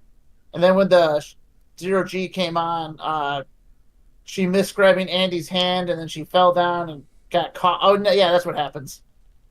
So she's floating up the Right. top, and she's going to grab Andy's hand. Gravity turns on. She falls. Andy catches the cargo elevator, so it doesn't smoosh her. And as she's falling to her doom, the alien catches her with its tail in a way that Gently. would snap her back super bad. It gently catches her with its fucking bone demon tail. Yeah, it catches her with its tail as she's falling at like terminal velocity. It just wraps its tail around. It just like catches her with its tail and wraps it around her waist, even And though then, that bitch would her back. and then it gently sets her on the elevator across from it, or on Yeah, the then ladder across from him. then it sets her on the ladder across from it instead of just wandering off with her. And then a facehugger goes to jump out, and Yeah, this is when Andy lets go of the yeah, elevator, which yeah. then Andy lets go of the elevator, which falls all the way to the bottom, smushing all the aliens coming up except for that one and the face hugger. yeah, because that one was smart enough to know how to hide. Yeah, and Then Andy has the gun, so he yeah, shoots the face yeah, hugger, and then tackles the other alien to the top of the elevator. and then shoots it with a bunch of ammunition that the gun didn't have. Yeah, and then he says, "Stay away from here, you bitch." And Yeah, it made and many people in the theater groan. yeah, it was a very what's his name the kid who taught it reminded me of the kid from South Park. Well, Jimmy.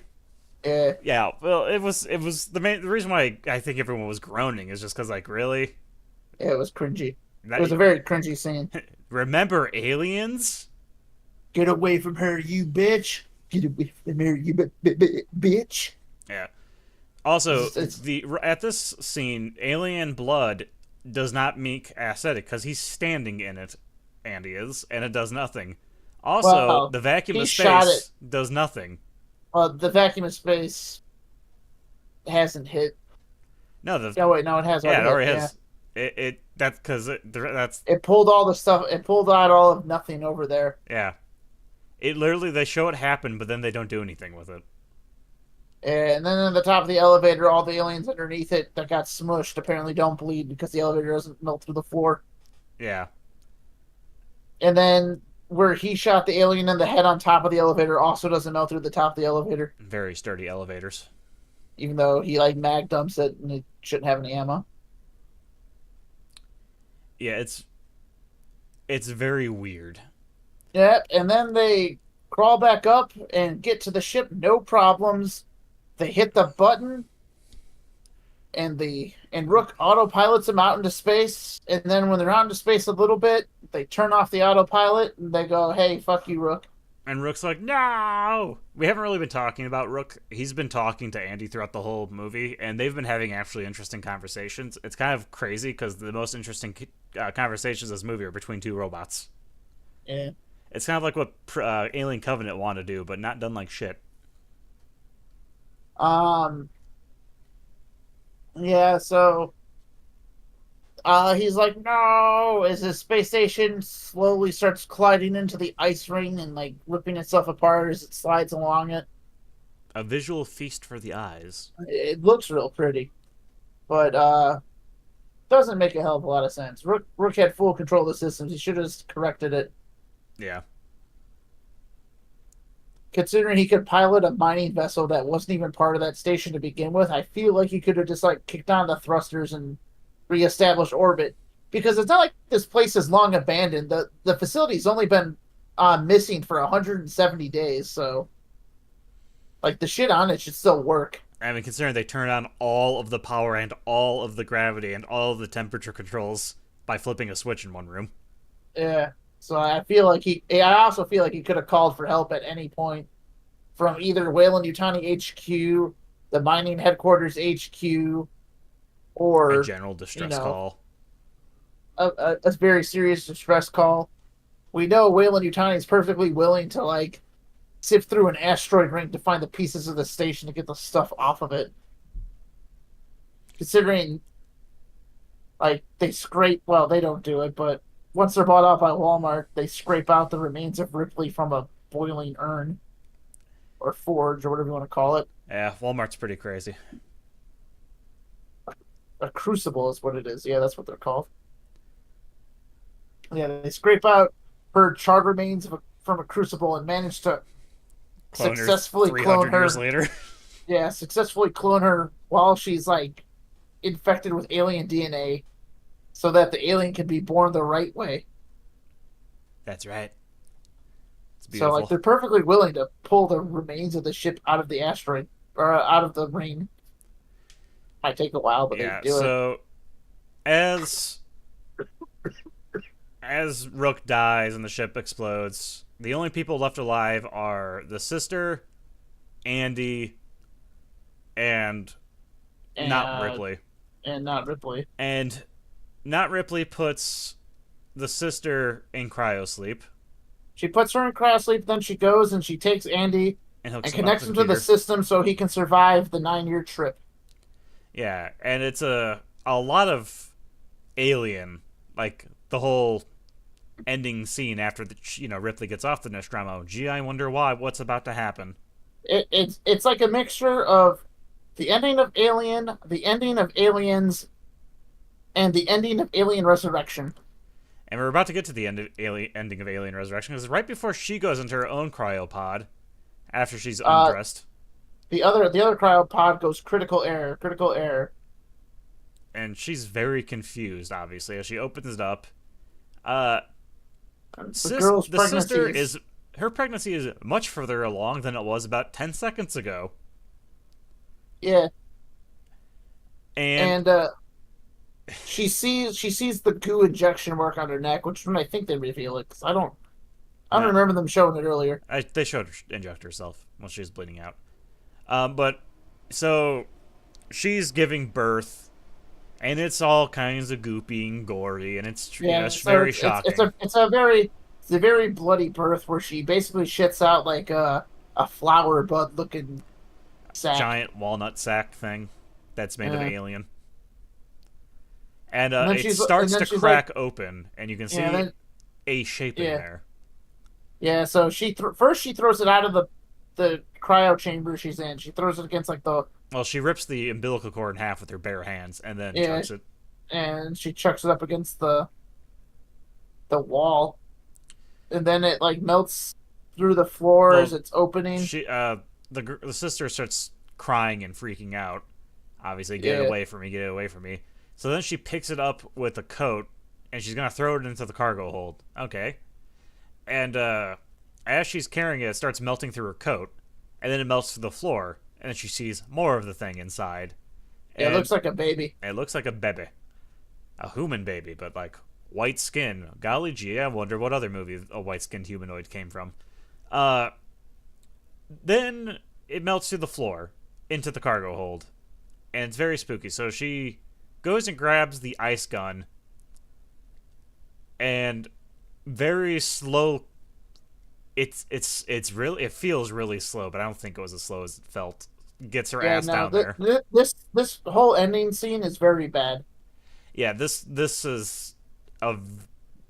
I'm not. I haven't said it yet, but this whole part where they're on the ship, this alien ripoff mixed with alien resurrection, it's a dog shit sequence. It makes the Hmm. movie worse.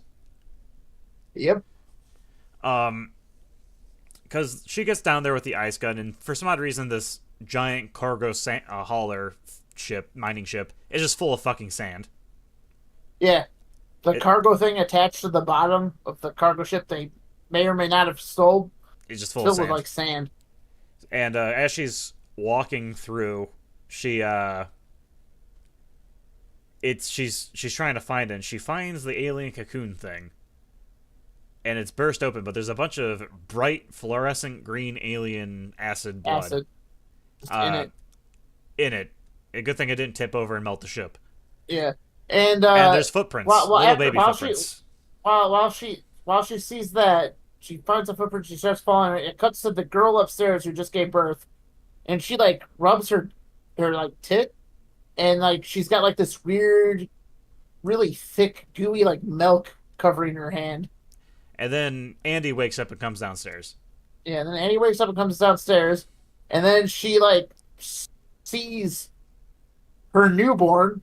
Well, first it shows it's more. It cuts back to not Ripley stalking about in the sand, and you see it in the background. And the footprints are getting progressively bigger, like each step. It's quite Yeah, goofy. yeah, that's what happens when you have them grow too quickly.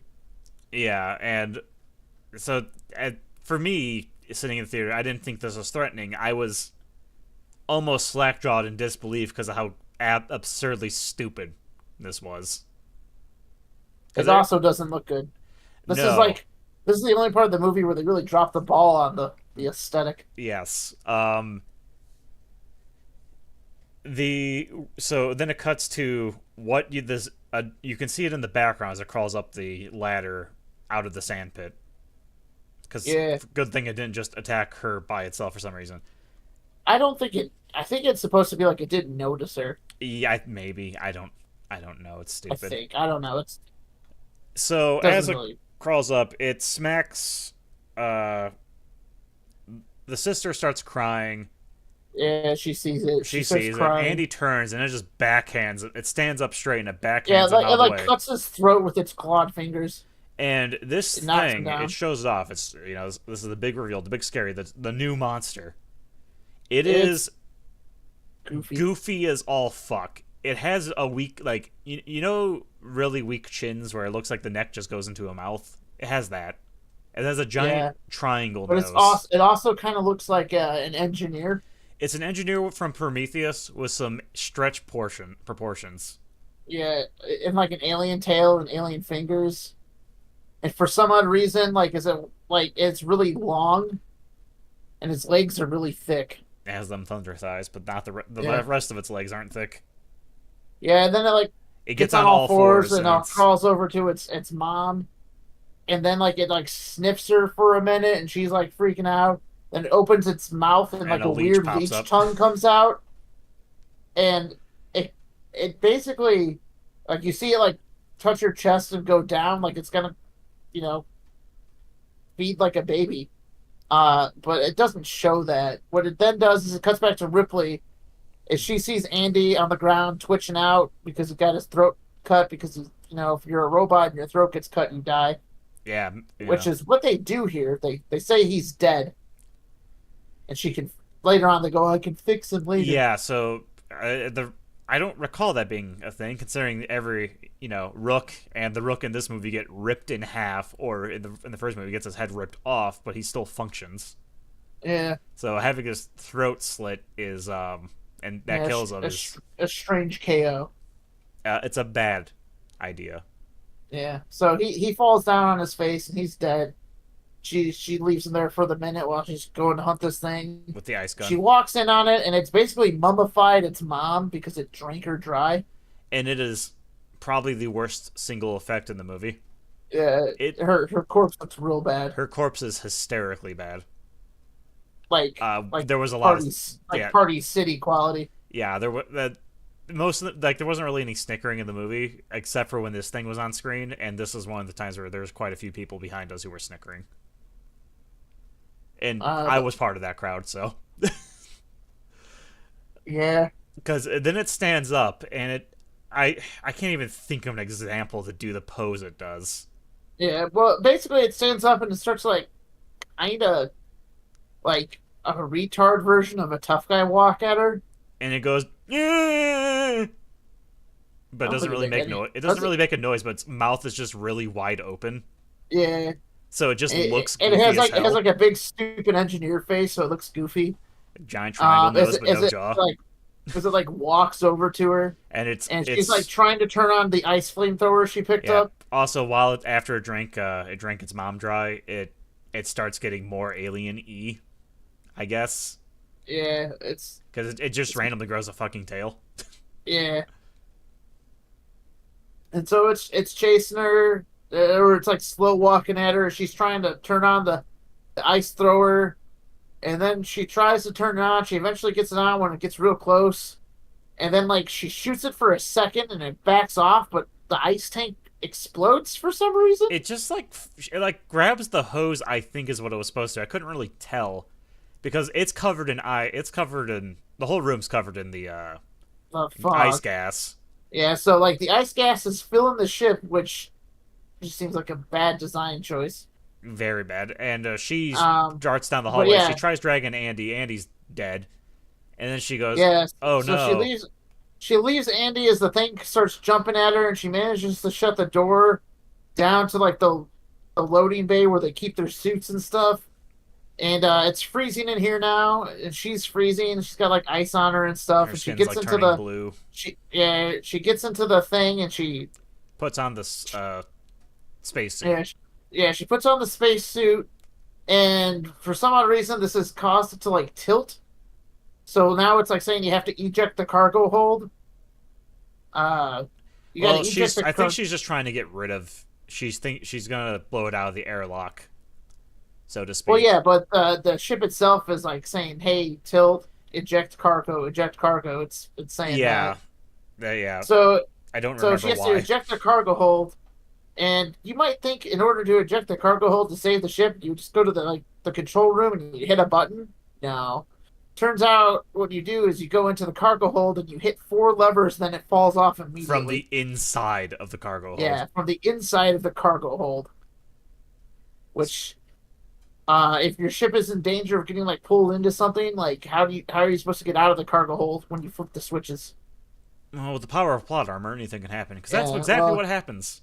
yeah, that's what she does. She goes in there and she hits the first two switches, no problem. She hits the third switch, no problem. She goes to hit the fourth switch, it jumps out and scares her, and she falls back next to the egg sack that still hasn't tipped. And she like chucks the acid at it, but misses, and it like melts the ground out from under it, and then they both But get also sucked right out next into to it. yeah, and then they both get sucked out into space somehow. But only she does, And really.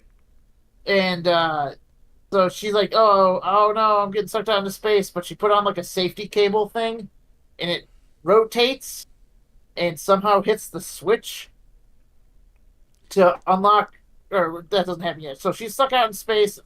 She's The safety dangling. cable she attached with is wrapped around the last switch to get the last bit of her to hit the last lock to jettison the whole thing down. And so she's climbing up to go hit the last switch, and then out of nowhere, the totally not newborn alien like Jump scare. jump scares out of the sand falling out of the bottom of the acid hole, and like the sand is shredding this creature apart, like it's ripping its skin apart, and it looks all kind of skeletal now, but it's still trying to get into her suit to kill her with its weird leech tongue that is definitely not as strong as a regular alien tongue. Yeah, so it has the sides of her helmet. It's starting to crack the glass, and then it tongues the front of it, which And, also doesn't, which yeah, also it cracks also, the glass. And I'm pretty yeah, sure if that happened in space, you would yeah. just be dead. I don't think glass really cracks in space. I'm pretty sure It's either if there's functioning or it's not. yeah, I'm pretty sure like if you crack glass in space, it just shatters and that's it for you. Yeah. Also, this thing should have acid blood, and its skin's being Yeah, ripped apart. yeah. I But mean, luckily, it was born in an acid sac, so you would think it has acid blood. But it doesn't apparently because it's holding her hand, it's holding her head in its shredded hands from the sand, ripping out of the ship at high speed because it's like shredding the creature apart. And as it's shaking her around, her cord somehow lever perfectly. hits the lever. Now, in order to understand where she is, the safety rail is back up in the hangar where she put the suit on. Then the cord comes down, goes into the front of the cargo ship, all the way A good to like 20, 30 towards meters. the back end where the other two switches are, wraps around one of those switches, and then gets pulled out into space. One of the back switches. So as she's shaken in her fight with a totally not newborn alien, it's it shakes her. The cord causes the cord to switch, which unlocks the last latch for the cargo hold, and the cargo hold falls out, and she magically is just at the top of it. Yeah, Now, it's like a now, bad magic trick. yeah. So she would have to go into the cargo hold, wrap around the lever that she was tied to, and then back out through the top hole that she came in from. Uh, no, her cord rips off and she gets pulled into the ice ring with the creature. That's what should have happened, but Or, unfortunately. or best case scenario, she gets whipped into the top of the ship and smashes her head against the top of the cargo hold, and then is ripped apart as she's dragged along the top and out the top hatch. Yeah. Neither of these things happen. She's just kind of magically on the other side of it somehow, And the creature is not. and the creature's dead. And then she puts her robot into a Yeah, it weird just kind of sarcophagus. it shows her dangling, and it's like, oh, look at all this really neat CGI. Yeah, You can see look at things all this. exploding in the background. Isn't that Yeah, neat? It's like, yeah, you see the cargo hold like shredding apart as it hits like the ice ring, and and then then behind that you see Romulus station. the space station shredding apart as it's still colliding into the ice ring. Um, and it looks cool. And then she's sitting there and she's like, "Well, you know, autistic vibrators are hard to get, so I'm gonna put this one in storage, and I'll fix it later." And then she gets into cryo storage, and the ship takes off to their new home. And that's it. Um, and that's it. 4 out of 10. Yeah, when we first got out of the theater, I said a 5 out of 10, and then the more we talk about it, the lower it goes. And I have a feeling if we talk about it more in the future, it might go down even further. There's a Like few I said, things. I think it's better than Aliens 3, but Most things are, that that's not saying much. It's and better than no, the AVP movies, yes. or on par. Uh, I could see an argument for being on par, but I think it's better. it's definitely better than AVP. I don't know about Requiem. Most that's hard because Requiem, the good scenes in Requiem, the few there are really good. Yeah. But yeah, this is definitely much better than AVP or Alien 3 or the Alien 3 director's cut. No, that doesn't make the movie a massive improvement. It's still shit. Yeah. Better than Prometheus and Alien Covenant. Yeah, I don't really. I consider those more like spin-offs, like AVP. I don't usually count them in the Alien series. Alien Romulus is the fourth best Alien movie. Yeah, it's the fourth best out of five. uh, there's some So things that we might have glossed over a bit too much, but for the most part, this was a scene by scene breakdown. We didn't go over the. It shows the in the science lab. It mentions the rat. The rat you see get compressed, and then they inject it with alien goo, and it becomes. It gets healthy again. You see its corpse when they leave. Somehow or another, none of the nitwits when they were in there saw its corpse because yeah, it it's basically like big and grew. stretched out and alien. It's like an alien rat, but it's a skeleton because it just died. But good thing its fur was preserved somehow, so you can tell Eh, what it was. it must have starved to death. It's only been 170 days. Yeah, Even though one of the advantages to the weird black goo is you don't really need to eat. science. Yeah, the it's a hard movie. Would I recommend it? Probably No, just. I would Eh. absolutely say don't go see it. Save your money. Uh, the most you'd get out of it, you'd find in clips on YouTube after it comes out anyway. Because that people will just clip the decent scenes, which might make some people want to go see it. But like, there's a lot of big mistakes in this movie. It shouldn't have been kids on a haunted ship in space. Um, The fact that Andy has god tier super strength and he couldn't open that door earlier.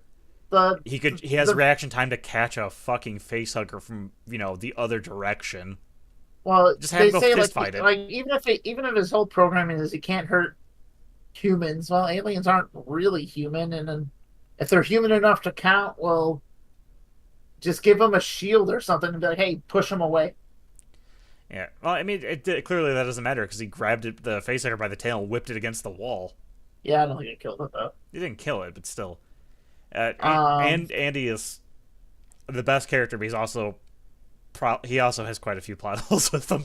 yeah, but like I said, I like seeing a bunch of teenagers fight aliens isn't really all that interesting. Seeing it would have been better if it was just like a deep space salvage crew and they found this abandoned space station and they basically had to get a ship on it ready because there's got infested by aliens. They have to get off this ship because they don't want to become alien chow. And then once they get off, they can blow the ship up from orbit or something. If you want to do the homage, they fly away on a ship that was docked on the space station, and then they take a nuke on that ship and they hit the space station with it. Honestly, because they were showing off all Because the another problem city this for the movie first has, 20 minutes, I thought they were going to bring the space station down to the surface. yeah, the mining colony adds nothing Now it's other than going, this is backstory. where they're all from, instead of being like, oh, they're a deep space salvage crew. It's what they do for a living. This is what they all do. This is why they're all here. It just solves the problem better. There was no reason for them to be on a big old space colony because they don't explore most of it. They're in like a hallway on the outer rim of the space station, the hangar, and then two different labs, and a cryostasis room, and then a warehouse. Like they don't really explore that much on it. Nothing so unique you wouldn't expect to not see it on like a spaceship. Yeah. So having this giant facility with only six killable protagonists, like it's just a big misstep. Not going like, oh hey, the space station, what happened to its radio communications? It looks like they got destroyed on the way in here somehow. That would have helped. Because That the that's whole. why he can't do long distance communication. The radio antennas got destroyed, something like that. Yeah. There's. Also, the final monster, Looks the goofy. thing, is terrible looking. It's not. Okay, so, like, the newborn is disgusting to look at. It's unsettling. Right? And that's not to praise Yeah, Alien Resurrection as some kind of masterpiece. But the newborn is the only thing in any of the Alien movie that's ever made me be Ugh. spooked. Right? This thing made me laugh. Yeah, It made other people laugh. It just looks so cartoonish. Which is not the intended effect, I'm going to assume.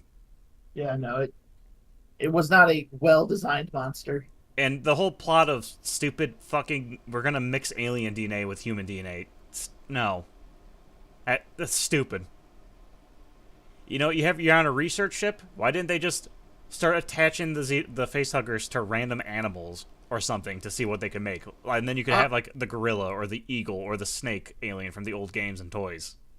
yeah, like I don't understand. Like this is a perfect chance to bring in the gorilla alien or a crusher to a movie where you go, oh hey, how this happen? Oh well, they took a face hugger and put it on a chimpanzee, and then it turns out uh, a alien with chimpanzee DNA has got a shitload of upper body strength, or like a gorilla or something. Yeah. Like people actually test on monkeys and rats and things. They showed animal testing in the movie when they tested on the rat. Having them test on a more exotic animal to create a more exotic alien that stalks them throughout the series would have been better, especially if it was a group of colonial marines that boarded this space station. Because then you could have two or three squads of colonial marines all in like entering different areas, and they're all clearing it up to meet in the middle. One squad gets jumped by this thing, and then you basically have this, weird animal hybrid alien chasing them around the whole time. You could do like the snake alien. That was one of my favorite ones when I was younger. Uh, Big old long stretchy thing, and I mean, yeah, there's plenty of vents and shit, so might as well. yeah, like they had the spooky vent entrances, which would have fit well for that type of creature. The gorilla alien would have been good because it has the big upper body. A crusher would have been neat to see.